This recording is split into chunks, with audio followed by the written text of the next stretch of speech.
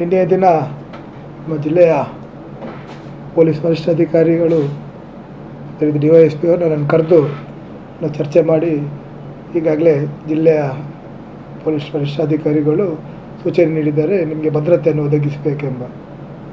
ಅದೇ ರೀತಿ ಮೆನ್ನನ್ನು ಕೂಡ ನಿನ್ನೆ ಕಳಿಸಿಕೊಟ್ಟಿದ್ದರು. ಆಗ ಆ ಸಂದರ್ಭದಲ್ಲಿ ಭಾಳಷ್ಟು ಚರ್ಚೆ ಮಾಡಿದೆ, ಸದ್ಯದ ಮಟ್ಟಿಗೆ ನನಗೆ ಬೇಡ ಅಂತ.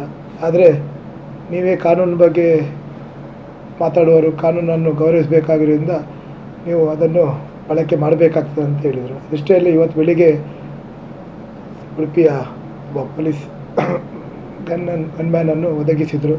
ನಾನು ಹೇಳಿದ್ದೇನೆ, ಖಂಡಿತವಾಗಿಯೂ ನಾನು ಈ ರೀತಿ ಸಂಸ್ಕೃತಿ ಅಲ್ಲಿ ಬೆಳೆದವನಲ್ಲ, ಖಂಡಿತವಾಗಿಯೂ ನಾವು ಆ ರೀತಿ ಲೈಫಲ್ಲಿ ಮುಂದುವರಿಲಿಕ್ಕೆ ಕೂಡ ನಮಗೆ ಸರಿಯಾಗೋದಿಲ್ಲ ಅಂತ. ಅದರಿಂದಾಗಿ ಅವರಿಗೆ ಬೆಳಿಗ್ಗೆ ಹೇಳಿದ್ದೇನೆ, ಉಡುಪಿ ಜಿಲ್ಲೆಯಲ್ಲಿ ನನಗೆ ಅಗತ್ಯ ಇಲ್ಲ, ಒಂದು ವೇಳೆ ಅಗತ್ಯ ಇದ್ದರೆ ಹಿರಿಯರ ಹತ್ರ ಚರ್ಚೆ ಮಾಡಿ ನಾನು ಮುಂದುವರಿಸ್ತೇನೆ.